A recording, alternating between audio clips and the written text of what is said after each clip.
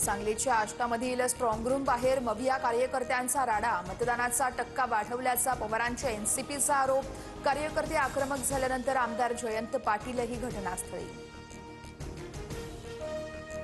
गोंदियातील सालेकसामध्ये ईव्हीएम सोबत छेडाछाडीचा आरोप, तर ईव्हीएम मशीन स्ट्रॉंग रूम मध्ये न नेता तहसील कार्यालयामध्ये नेल्यानं आक्षेप। पुन्हा मतदान करण्याची उमेदवारांची मागणी। ईव्हीएम सुरक्षेसाठी 24 तास 2-2 प्रतिनिधी तैनात ठेवा, हरल्यावर आम्हाला बोलू नका, मुख्यमंत्री फडणवीसांचा विरोधकांना टोला।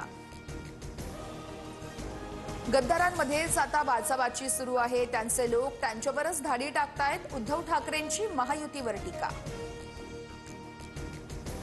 राज्य निवडणूक आयोगाची आज सर्व मनपा आयुक्तांसोबत बैठक, पालिका निवडणुकांच्या तयारीसंदर्भात तसेच मतदार याद्यांसंदर्भात बैठक असल्याची माहिती।